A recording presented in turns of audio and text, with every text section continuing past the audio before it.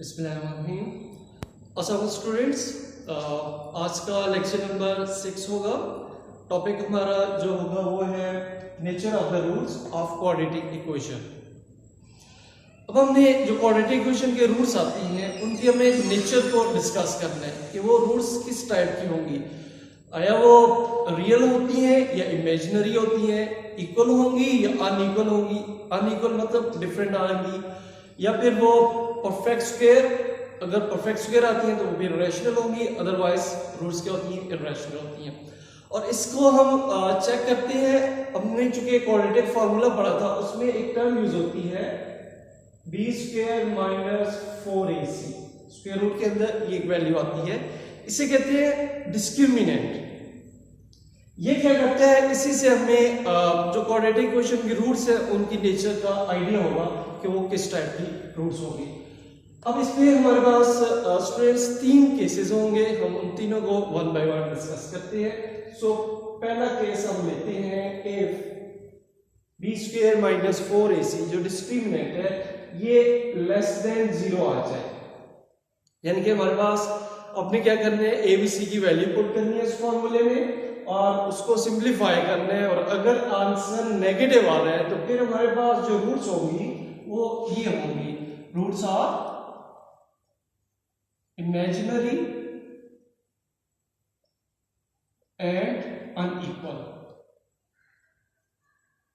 यानी कि आपके पास ये इमेजिनरी रूट्स होंगे और इक्वल नहीं होंगी, अनइक्वल आएंगे। ये हमारा फर्स्ट केस होगा।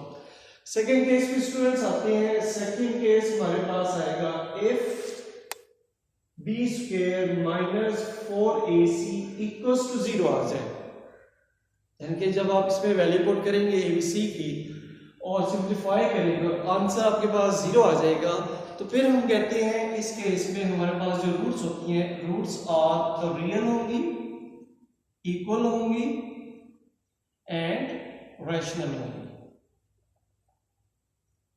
रैशनल इसलिए होंगी कि आपके पास यहाँ पे जो लेफ्ट साइड बनेगी ये परफेक्ट स्क्वायर बनेगा, होल स्क्वायर आएगा, इसलिए रूट्स क्या होगी, रैशनल होंगी।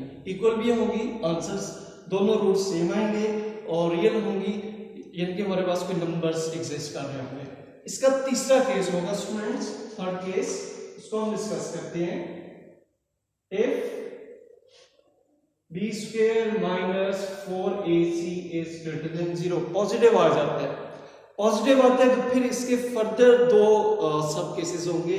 पहला जो सब केसेस होगा उसको हम कहते हैं कि इसको मैं ए कह देता हूं। अगर तो हमारे पास बी स्क्वायर माइनस 4ac ये परफेक्ट स्क्वायर आता है, परफेक्ट स्क्वायर, परफेक्ट स्क्वायर का मतलब है आपके पास आंसर 4 आ जाए which is the square of 2, इसी तरह 9 आ जाए, स्क्वायर ऑफ 3 आता है, 49 आ जाए जो 7 का स्क्वायर होता है, इसी तरह 121 आ जाता है, ये मतलब 11 का स्क्वायर होता है। अगर ऐसा कोई नंबर आ जाता है हमारे पास, फिर हम कहते हैं हमारी जो रूट्स होंगी then roots are real, unequal and rational होंगे। फिर हमारे पास स्टूडेंट्स ये 3 केसेस बनेंगे, रियल भी होंगी, अनइक्वल होंगी और रैशनल होंगी। इसका जो बी पार्ट आता है, बी पार्ट में अगर क्या हो, परफेक्ट स्क्वायर ना हो, not a perfect square, not a perfect square. फिर हमारे पास क्या है, नॉट अ परफेक्ट स्क्वायर का मतलब है 3 आ जाते हैं, आपके पास 8 आ जाते हैं। अब 8 किसी नंबर का परफेक्ट स्क्वायर नहीं बन रहा, इसी तरह 11 आ जाता है, 19 आ जाता है, समथिंग। तो फिर हम कहते हैं roots are real, unequal, real भी होंगी, अनइक्वल भी होंगी एंड इररेशनल हो जाएंगी।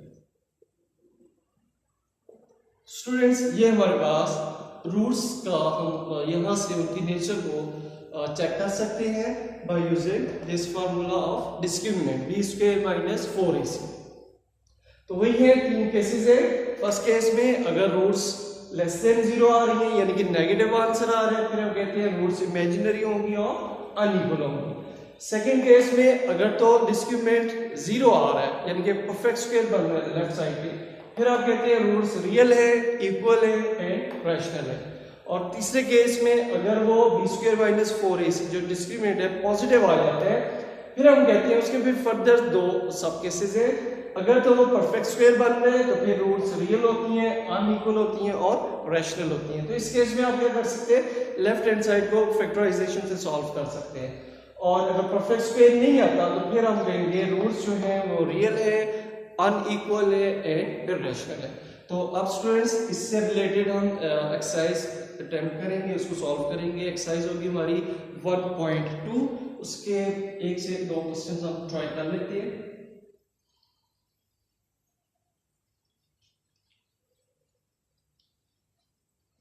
एक्सरसाइज है हमारी